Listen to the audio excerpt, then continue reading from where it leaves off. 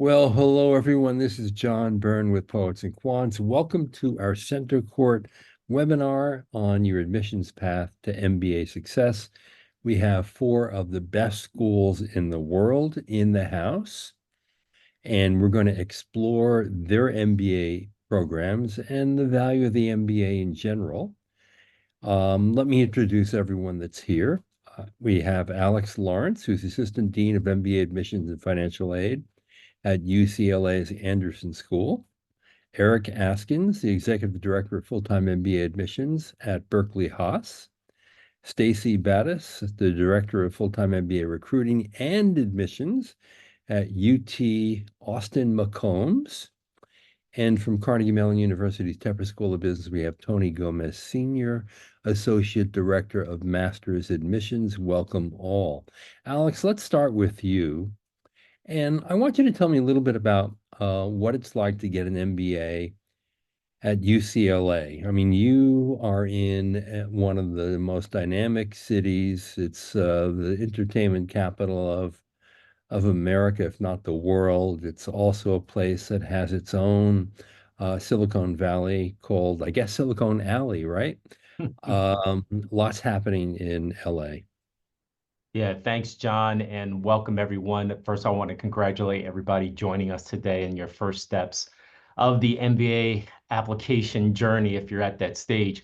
So, talking about UCLA Anderson, John, you stole a little bit of my thunder, but I'll also reiterate it. We're in the beautiful state of California, here located in southern part of it, where you asked about, what is the sort of the experience in California. I think with all the schools here, one thing that we can all talk to is just about the location being unique for each one of our programs. And yes, the sort of lifestyle balance of getting an MBA in Southern California, I think is fantastic, me being an alumnus of the program in and of itself.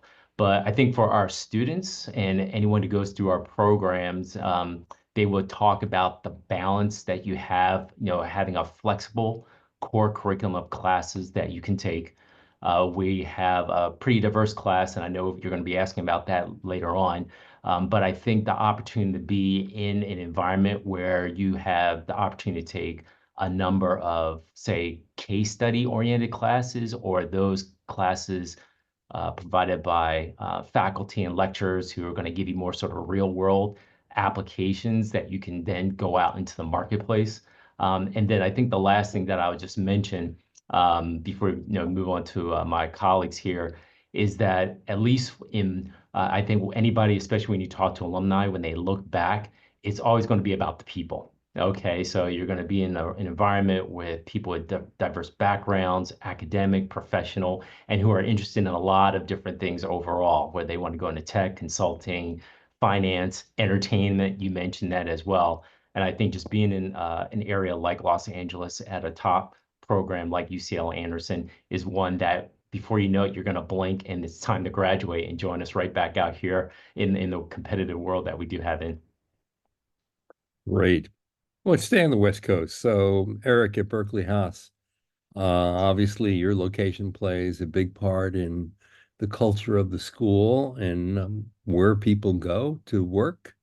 You're in Northern California as opposed to Southern California. What makes Haas special? Sure. So Alex gave a great conversation about California in general, right? And I think California, North and South, you're still going to get some of this amazing work-life balance, this opportunity to live both indoors and outdoors. I think when I think of location, though, I think of Haas as a small, relative to some of our peers, business school, but located in the heart of an amazing tier one research institution, often ranked number one public university, tied with another person on the call, but also with an amazing opportunity to connect with those other schools.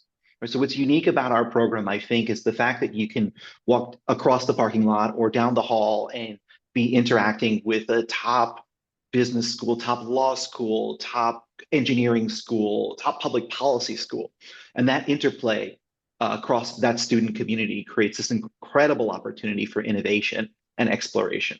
And that innovation, of course, here in the Silicon Valley, and the amount of innovation that happens just outside our doors, whether it be in the growing space of AI, whether it be in the large social media companies that are themselves becoming legacy businesses now, and the new innovative companies that are coming up, healthcare, energy, and the rest. So much is happening right here at our doorstep, and our students have access to that, and fantastic other students from other programs that are doing the same. I think those are some of the unique factors that we find here at Berkeley. Now, Stacy, you're in Austin, which has great music, great barbecue, and McCombs has a lot to offer. Give us a clue. Yeah, definitely. I think this is a good week to talk about Austin. We just got off a ACL weekend, which is we have a two weekend. Speaking of music, huge festival. Chapel Roan performed. I think it was the largest crowd we've ever had at. Anyway, we could talk about music all day, but yeah, I think we've talked a lot about location, and I think that's a big piece of why students choose to come to McCombs. Austin, Texas itself, if you're based in the US, you likely have heard of us as, a growing center for business and innovation. Lots of venture capital firms, private equity, technology firms. We have a lot of companies moving their headquarters to Texas and specifically to Austin, like Tesla, Dell's headquartered here, et cetera. But Texas as a whole, I think, just being the number one business school in our region, kind of in the south middle of the country, is really special because we do have access to a lot of things that are going on specifically in this area. So for example, and I hate this term, but Y'all Street, if you haven't heard of Y'all Street yet, I know it's cringe, but it is big news around here about a big financial hub moving to the Dallas area, Goldman Sachs, JP Morgan, and others. And so there's really a lot of businesses doing something similar, and it's really exciting to be kind of at the forefront of everything that's going on here. That's great. Now, Tony, at Tepper, you're still in a relatively new home at the center of the Carnegie Mellon campus, which is known for robotics and tech. And your new slogan and tag line really plays into that, the intelligent future. That's right. So Tepper School of Business over at Carnegie Mellon, we work to develop impactful business leaders who can really leverage these data-driven insights, but also their leadership acumen to help drive innovation, tapping into that technical side of CMU in this rapidly changing world that we have going on. We're proudly located in Pittsburgh, Pennsylvania, a city that has truly gone through a transformation over the last 40 years. From this Rust Belt steel city to this hub of technology, finance, and healthcare industries. You'll see at our school that we have this nice blend of academic rigor, interdisciplinary opportunities, and also this culture that continues to foster innovation and ethical leadership within CMU and within our region. We really value an analytical precision in everything that we do, collaboration, inclusivity, and a commitment to really trying to pioneer solutions that are addressing the complex challenges that we're always facing in society. So we're very much future focused on that intelligent future. Now, at each of these schools, we're focusing on the 2-year full-time residential MBA, which to my mind is sort of the premium MBA in a world where there are accelerated programs and online programs and part-time programs and executive MBA programs. And Tony, I wonder if you had to identify a single differentiator for the Tepper MBA program, what would it be? Yeah, putting me on the spot with the single differentiator, but we'll try my best here. I think that the key differentiator of the Tepper MBA is our distinct focus on data analytics and leadership, right? We're trying to marry these two concepts together in a way that integrates quantitative analysis with interpersonal skill development. We do this in order to give our graduates the most robust toolkit that they have in order to lead in a data-centric world, right? We know that we're moving toward this future where data is a key element of business decision making. So our program is going to be emphasizing analytics as a backbone of decision making, making our graduates uniquely prepared to tackle both that strategic and operational challenges. Also, our leadership framework is based on one of a holistic leadership model looking at emotional intelligence. So how do we maintain that data-driven centricity within our forefront of our mind, but also making sure that we're doing what's right by the humans that we're leading, and getting to buy into what we're trying to achieve here. Stacy, what about McCombs? What's your differentiation? Yeah, I already talked about being located in Austin. So I'm gonna say our #1 football team. No, just kidding.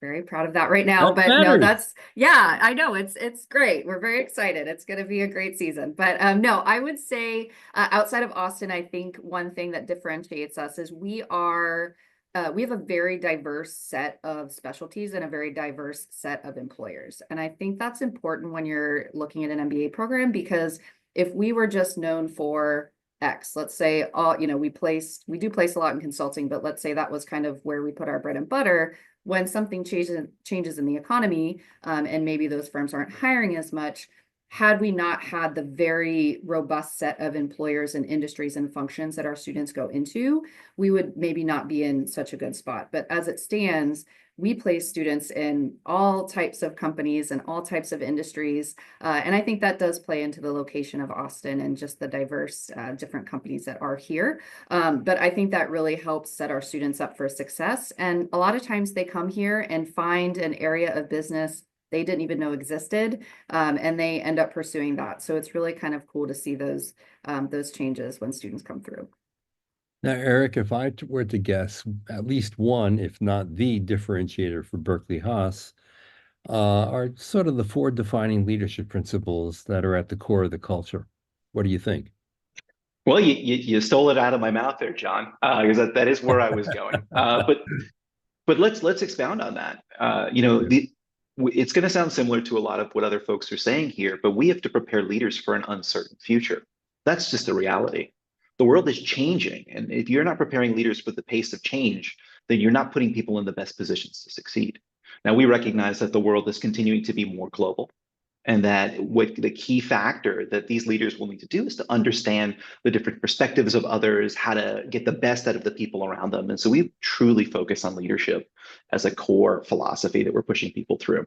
We're a general management degree. The students who come to our program, they're going into consulting and finance. They're also definitely going into tech, which is right outside our back door. But ultimately, what they're all prepared to do is to be innovators, innovative leaders who understand that the future is constantly changing, and to leverage that culture piece, that leading of other human beings, of people, as being the primary thing that they're taking away and that they are equipped to do regardless of the industry.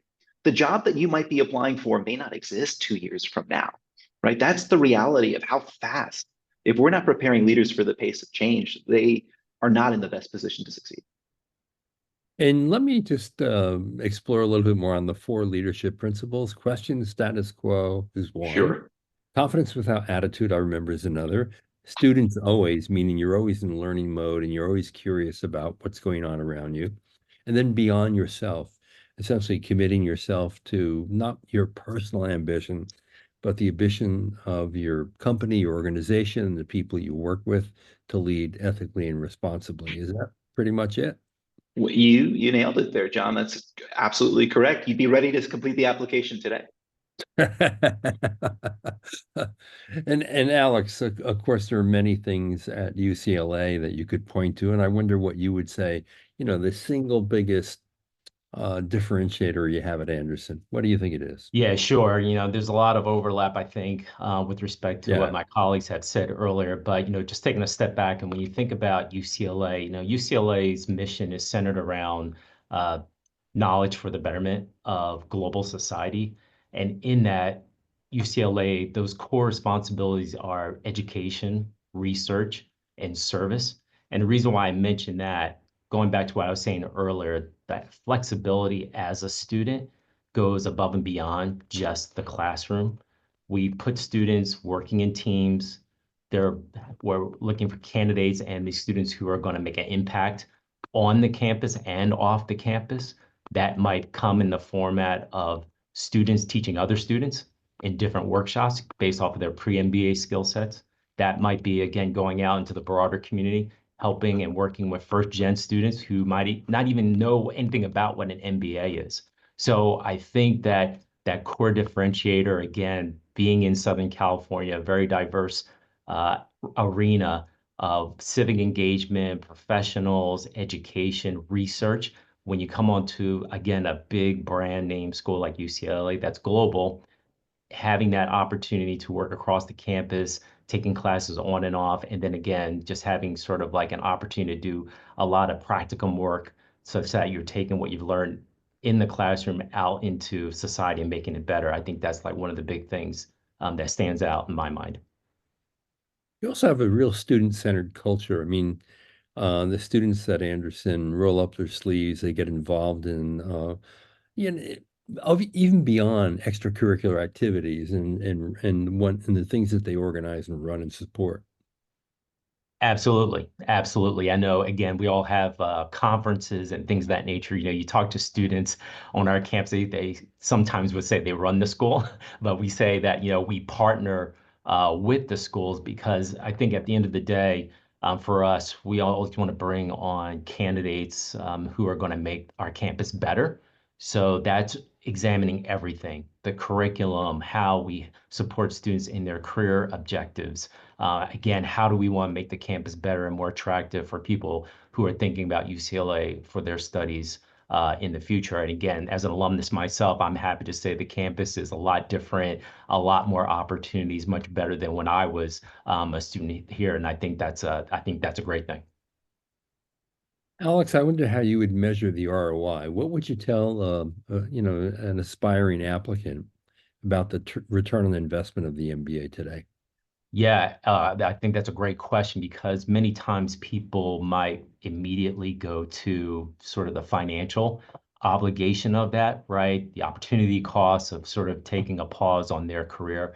And I think just like in times like now, and there's a lot of uncertainty for those that have been around for say like the last 15, 20 years in this business and seen things like the recession that happened in late like 2008, 2009 period. I think the value of that MBA, people getting it today, they're going to be able to take certain skill sets, again, learn while they're in the MBA market out into sort of, again, like I mentioned before, these uncertain times, because when we start pulling out of difficult times, employers, startup opportunities, entrepreneurs, those are going to be great opportunities for people who have that work experience or those lessons learned in addition to the skill sets that you'll get out of an MBA program.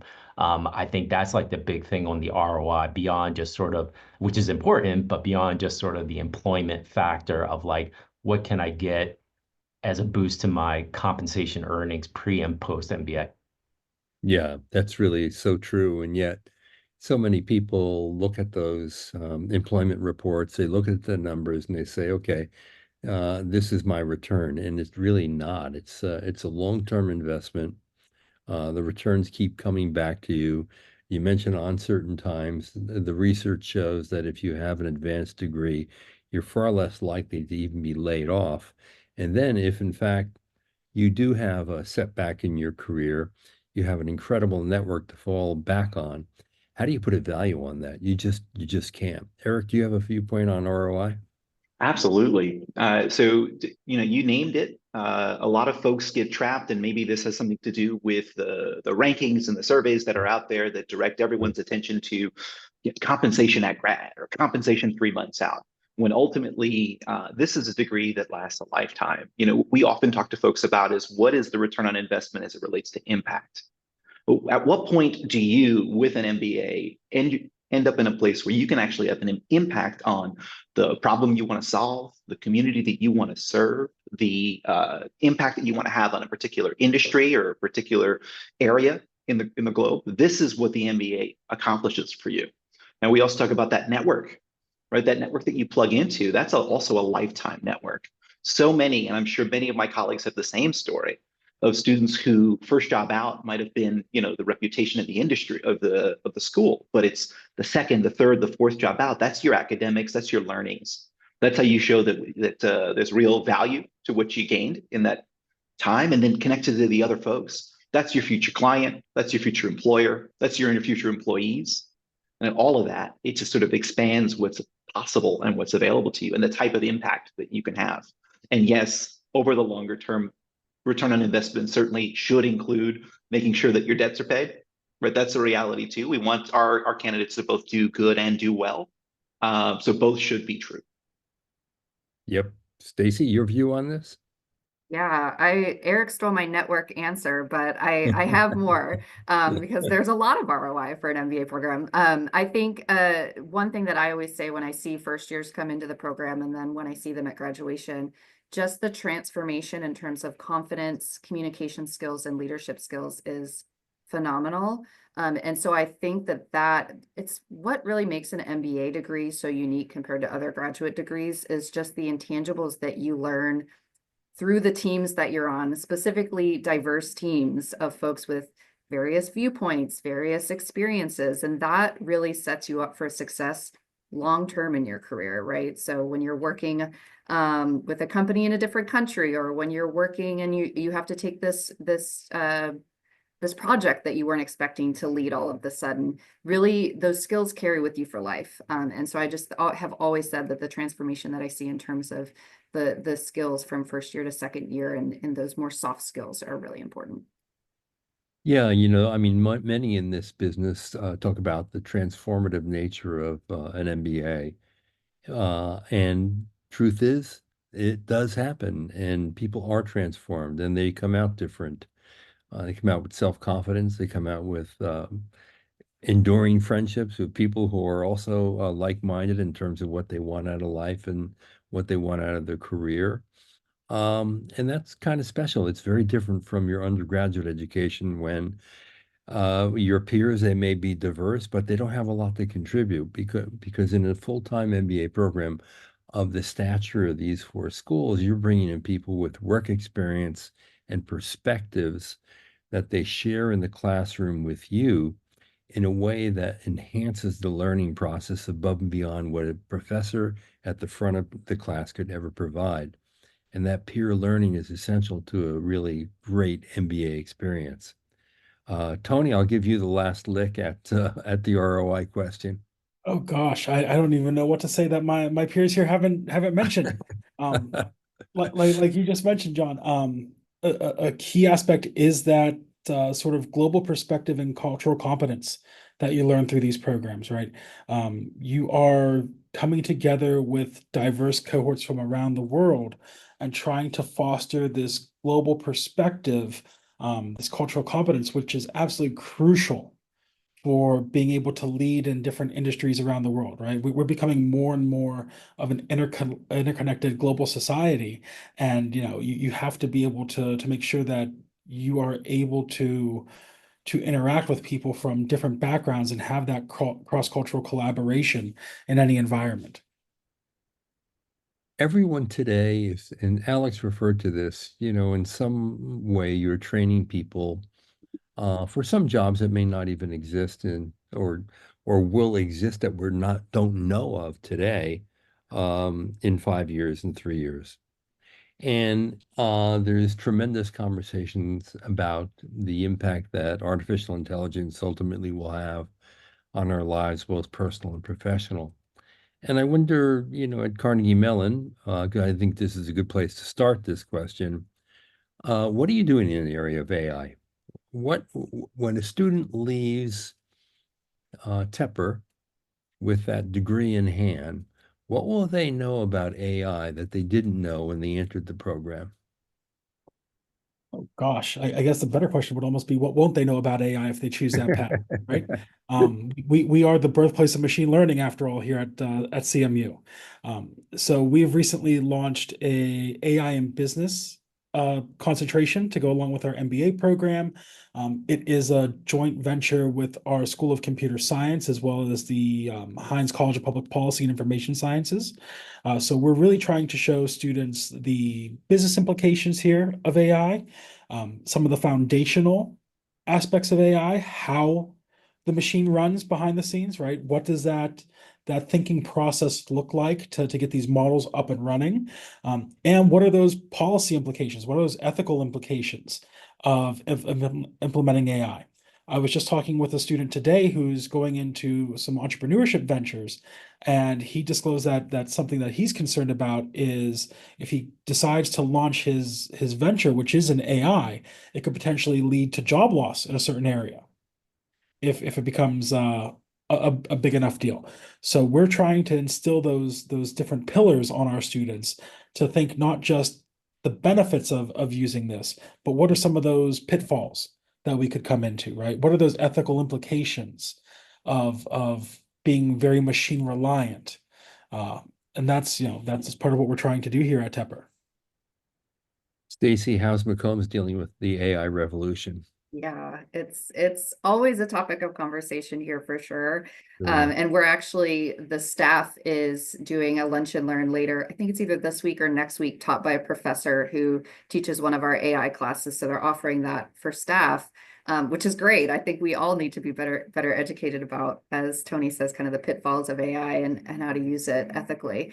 So at UT, we do have several specific courses that are focused on AI, specifically AI in business and society is a great one that we added pretty recently, and then strategies for digital transformation. And we also really have tried to get some more hands-on projects with companies. Specifically in Austin, we have a lot of startups. We have a lot of companies that focus in this area. And so we've really tried to develop some McCombs Plus projects that are more targeted in the AI space so that our students can really work with these companies that are doing the thing and learn by doing. And so I think through the curriculum and the classes, of course, they're learning a lot, but I do think there's a lot of impact with the projects that they're working on in this space as well. Right. Now, Eric, you're surrounded by venture-backed startups and early stage companies that are deploying AI for a number of different uses. What's the Haas approach to AI? Oh gosh. So we, this is something that's been on our radar for a good long time. I think it was maybe back in 2020, 2021 that we started actually putting out coursework of machine learning, which is more the language at the time, artificial intelligence. The kind of coursework that we've been focused on is making sure that our students understand the tools and how to use those tools. And so that'll be incorporated into a lot of coursework that's really specific around AI ethics for leaders or responsible AI innovation. And we've actually put out some playbooks on this already through our EGAL, which is Equity, Gender, and Leadership organization here on campus. We've got our AI and data science student clubs that are also focused in that space. The goal here is, this is an emerging technology. It has been emerging for a while. We've been close to it for a good deal of time. How do we incorporate this writ large as a tool for our students to use, but also those who are building and developing? So many people come to us with an entrepreneurial mindset, and this is the gold rush of the entrepreneurial space right now. Right. And we want to ensure that sort of the ethical usage is at its core. And that's what we're also training on, to make sure that our students, as they develop, as they build, as they create, as they participate in all this, that they're keeping sort of that culture piece at the center. Alex, is AI a threat or an opportunity for MBA students at Anderson? Oh, yeah. I definitely got to say it's an opportunity. Won't necessarily say it's a threat. Be pushing away all these great people on this call here. But again, some overlap with what's been mentioned before. Definitely, following that gold rush of the AI thing with, we started over a year ago with empowering our class of students who, just recently graduated with tools like Copilot. So we want to make sure that we embrace AI, even giving them sort of some guidelines in terms of how to incorporate it in their own work that they submit. Okay. But then, as I look out and hear about, like what are the opportunities? I think one of the unique things that we did here at UCLA Anderson is making sure that, the partnerships go beyond just sort of like, say, the academic arena, also incorporating our career management center, our Parker Career Management Center, and the broader campus to put on things like workshops that were like mentioned earlier. Like recently we had a AI powered products workshop. And the idea was just having participants who are thinking or become more aware of AI product management, focusing on the unique challenges and strategies involved in developing AI-powered products using tools like AI Canvas on a very specific business challenge. So again, when participants go through a workshop like this one, now they have some more exposure about what that they can possibly have some experience, maybe even in a summer internship coming up for the summer 25, or even as a full-time career. But again, like other colleagues mentioned, we want to make sure that the candidates, they're seeing this revolution, they're already a part of it, and just how to be more aware of how and when's the appropriate time to use it, and sort of the broader implications of a tool like AI. Yeah, and I want to remind everyone that you may or may not be very familiar with how to use something like a ChatGPT 4 or a 5 that will be coming out before the end of the year. But you won't know the specific AI tools that are used in finance and accounting and marketing. Um, and by going to business school, you will learn how to use these tools to enhance your own productivity and get rid of the grunt work so you can focus on the real value added work that's much more fulfilling and meaningful for you and for the company. Stacy, all four schools here are highly selective. And when I say highly selective, what I mean is that you actually turn down the majority of candidates who apply for admission. So, Stacy, I wonder if you can tell me, besides solid academic credentials and maybe test scores, what's the difference between someone who's invited to attend McCombs and someone who has been turned down? Yeah. Yeah, I'm sure we all have different answers. So I'll go with one specific, I think, thing that we are always looking at with candidates is communication skills and whether or not we can develop those communication skills with you. I think we are a very unique admissions team for, again, graduate programs, that we are not just making sure you're going to succeed academically, which is something we're looking at, but we're also thinking about, can we get them a job? Can we help them get the career that they want? Are they going to have those communication skills that are so vital to be successful? So I always say there's kind of a baseline there. We can, of course, we have a lot of ways to coach you, especially for international students that aren't familiar with the crazy networking that happens when you're searching for careers in the US. We all help you with that, and we have lots of coaches to help you through that. But at the end of the day, I do think for an admissions team, we want to make sure that you're going to be successful in communication skills, and those soft skills that I talked about earlier are definitely a part of that. Right. Eric, what's your view on that? Sure. Well, a lot of people think admissions is a black box. You send your application off and we don't know what they do there. And yet I sit on all these panels and we name it as clearly as we possibly can. So I'll do my best to do the same here in this venue. There's three things that we do in our admissions office to look at applications. One is to ensure that you can handle the academic rigor of the core coursework. That's at its basis. The second thing that we're looking for is an understanding of how you have articulated your career plan. We recognize that specific job functions or job industries, those may change, but what is your overall goal? What are you hoping to achieve? And how are you on your way to getting there? I think that's one of those key pieces that we look for. It isn't starting from square one. It's typically 3 or 4 steps in. The MBA is steps 5 and 6. And then this is how I'm going to achieve that ultimate goal. So let's get some experience in there, some evidence of your ability on the way to how you achieve that goal. And then how do you articulate that is the actual evaluative criteria for us. And then the third piece is, how do you add to our community, right? We know that you're going to learn things here. We know you're going to gain access to this network, but you're also going to be a member of that network. What are you bringing forward? What are you bringing to this community in terms of additive? Those are the 3 key factors. Obviously, there's details and bits and pieces in that, but we encourage people to think in those 3 terms because that's the 3 pieces that we're evaluating. Right. And Tony, what would the ideal Tepper candidate look like?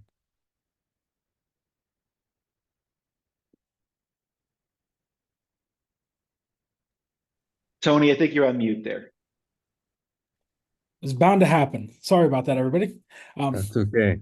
So I think our ideal candidate are those who can demonstrate resilience, right? It's a tough program. All of our programs are rigorous. Are you going to keep pushing through these hard times, right? Our ideal candidates are those who show an intellectual curiosity, right? You are in school for a reason. You are achieving this master's education for a reason, because you're looking to learn new concepts to take you to that next level of your professional journey.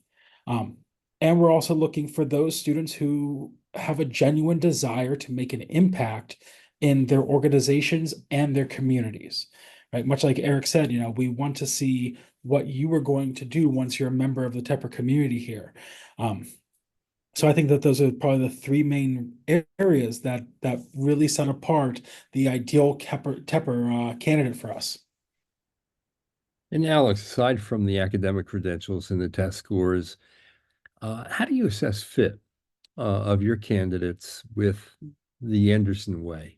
Yeah, I'm going to stick with the theme of three and put that out there. Like, when we look at sort of the structure that we had, the framework, we're going to be putting students to work in teams, academically, in their professional pursuits, the community service, you name it. So, the ideal candidates for us, they're going to have evidence of being collaborative and supportive, sharing success, working well with others, contributing positively to the community. Look for those who are going to be show evidence of being innovative and analytical. Again, that's where some of that academic firepower is going to come in, but beyond, again, the test scores or the GPAs, looking for people who think fearlessly, showing passion, just a strong analytical mindset. And then the third one, I would say, and I mentioned this earlier, and Tony just said himself, is that impact driven, right?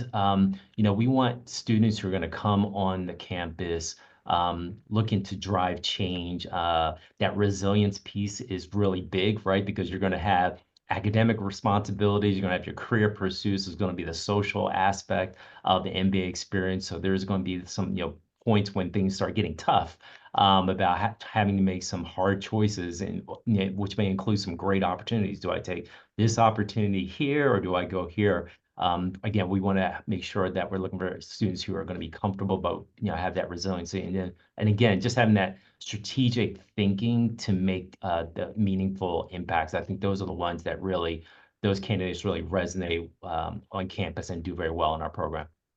So let me ask each of you a question that I love to ask when I visit a campus and I go out for drinks with MBA students. I ask them, tell me three things about the program so far that you think will resonate with you well beyond graduation. Tony, what would a Tepper MBA tell me?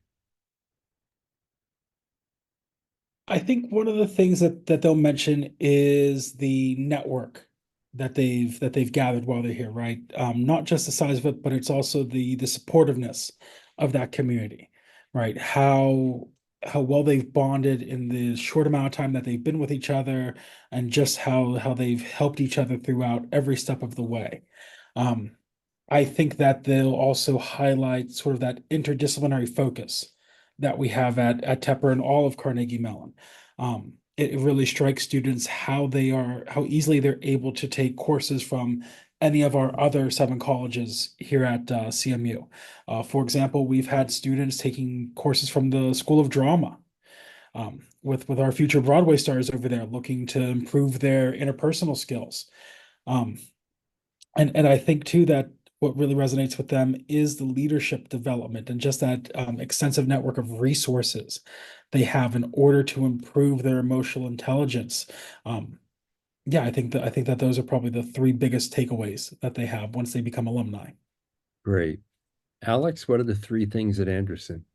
Yes, again, there's going to probably be a little bit of overlap in our answers, but that one that Tony just mentioned really rings loudly to me, is that when our students come in the last week of July, and I should have mentioned that as being one of the unique things, our students start really like one of the first MBAs, so they've been on campus now for almost 11 weeks, and they go through leadership foundations, and they're getting the toolkits of things early on to try to understand, in some cases, like having skill sets of like, how do you have difficult conversations? I mentioned earlier about there's a lot of people on campus with different backgrounds, ideas, and how do I have those difficult conversations, especially when we're doing a lot of good work in classroom assignments, and then we sort of evolving going into these Parker career management groups of like, okay, I'm really focused on going in management consulting. that's a great career trajectory. A lot of people are trying to get into that space. When the results start coming in, how do I sort of like deal with some of the challenges that may have come across there? I think those experiences that students walk away from, they kind of see sort of like the ups and downs or things that they walk away with, and that social piece or component of it. Like we're kind of going through all this together. You may have the bankers and the consultants getting their results early on from a summer internship standpoint, and then the people on the non-traditional career trajectories, they got to sort of wait a little bit. So I think some of those experiences that they have with our career management center also is one of those things that really like rings true, because they have a personal advisor that they work with during that first year and even the 2-year period. That really rings true. And then I always have to go back to the sort of the social aspect. Again, Tony mentioned this. We've all been talking about it earlier. It's about the people. And I always ask, what is it about the people? And I think it's those shared experiences and the fact that when they go out into their career space, if they ever have a professional opportunity or maybe even a sort of community service oriented one, serving on a board or something of that nature, first thing that comes to mind, they're going to call people in their network because they've had those shared experiences or opportunities up or down. And they're going to call the people that they know that they can either count on and they think are going to be a great opportunity for what that might be. So what's the theory behind starting so early in July? Yeah, so again, I don't want to take you back to my glory days, but we were a quarter system, and we were one of the schools that was always the latest to start. Starting in third, fourth week of September. So students would come in, and next thing you know, they're taking 4 core classes. They're trying to get up to speed with their sort of career interests. They're trying to move into possibly a new region, a new area. So there was a lot to take on there. So what we decided to do, this is about 6, 7 years ago, is that we went from, again, being the school that was one of the latest to start to the earliest. So now we spread out those core class responsibilities. So people are actually taking 2 classes that go towards their graduation. They're getting exposure very early on through our career immersions with our career management team. So then by the time companies come on campus in September, late September, early October, the students have, again, a little bit more perspective about, really, is that what career I want to go into, or is that what I really want to focus on? Or, hey, now that I'm settled in, I'm not trying to take 4 core classes, I'm only taking 2. It's more of an easier sort of touchdown into the Los Angeles region, the UCLA campus. Yeah, that makes sense. Stacy, the 3 things that McCombs MBAs take away with them that live forever. Yeah, I jotted down a couple that I was thinking about. I think the one thing a lot of our students take away is an entrepreneurship mindset, which I think is kind of unique. We have a lot of students that either have started their own companies, want to start their own company, and not everyone's going to do that right out of the gate after they graduate. And so I've seen a lot of kind of older MBA alums come back, utilize our resources, or just tell us like, hey, I started this company with my classmate I graduated with, and really benefited from that, I think, long term. I'll also mention just when I talk to alums, what did they take away from the academics? It's funny to me that they a lot of times will mention a class that really challenged them. So they'll say, I am maybe in marketing now, but I took this finance class that was super challenging for me without that background. But they're constantly calling back on that class when they're at work in different ways. And so being able to have a really strong foundation in a lot of areas of business, I think, is key. So take those classes that sound challenging. And then the third, I think we're all going to say network. So I tried to think of something a little more specific, and I think the passion for the University of Texas at large is kind of special. We just had homecoming a couple of weekends ago. We have, the tailgates, and I laughed about football, but seriously, it's a big deal here. And so it's really special for our alums to really feel so passionate about their alma mater. And I love that about our alums. And I think that feeds into career and giving back and wanting to give back to this community that they're so passionate about. And that passion feeds into the network, no doubt. Exactly. So, Eric, the 3 things that a Haas MBA takes with him or her throughout their life. Sure. The things that I've heard from our alumni and from our graduating students that really resonate with them, the people that they've met. And I know that we've talked about communities, but also the speakers that come to our campus. Kara Swisher the other day to talk through what's going on in sort of business journalism. We've got folks coming in talking about the specifics about real estate and the sort of the micro areas of interest that folks have. We've got our big speaker series. We've got our entrepreneurship hub with the speakers that come through there. We have our student clubs that are bringing in the speakers in those spaces. We've got our faculty, so many of whom are actually working in the fields and coming in and bringing in sort of what I did today innovations. And here's the co-founder of that company. Let's come in and talk about it. That has been something that our students really resonate with because they gain real world experience and real world ideas, and many of them network their way into professional opportunities through that. I think the other thing is applied innovation coursework. This is our experiential learning, the idea that you can take your classroom learning and apply it during your time here. When we talk about a leadership laboratory, we're also talking about a space for you to fail in a protected environment and learn from failing. And one of the ways is through this experiential learning, through the opportunity to engage, whether it be something really narrowly focused like Lean Launchpad or how to build a business from scratch, all the way up to something like IBD, International Business Development, where you really get to explore, businesses where you're not only tooling around and doing a consulting piece of work, but you're also going in country to deliver the results. That applied innovation that really sticks with folks because they're doing and they're building and they're learning from doing. And the last one's going to be the same as on everybody else's list, but here's how I often do it. When I travel to different parts of the world and I have a bunch of alumni on panel, I tend to take a big swing without asking. I usually say, who here has been to a Haas wedding recently? And because so many of these folks, it's not network as a sort of a formal thing. It's a community of friends and peers, and that's how close it is. They're going to each other's weddings. They continue to do that. It's almost it's been a not miss so far. I'm sure one of these days I'm going to come around to it. Maybe it's just because people don't get married like they used to, but so far so good. Every time I've asked it on a panel of 3, at least one person has been to a wedding in the last 6 months to a year, and I think that that's really reflective of the type of community we have here. So a lot of big weddings in people's futures, obviously. A lot of guests. Yeah. I wonder if each of you might share how people who are interested in your programs can get in touch with either you or a member of your team. Alex? Sure, I'll take a first stab. So there's a number of different ways to do that. Like I mentioned before, we've been on campus for quite a while now, but if people were to go to our website, they'll see through our campus experience portal a number of on-campus and virtual opportunities, whether it be one-on-one coffee chats with students, opportunities to attend events on campus. We have an Access Anderson Women Preview Weekend this month, October. Next month is an Embracing Diversity. Also, like all the programs here, we have partnerships with other organizations, like Poets and Quants that are hosting us.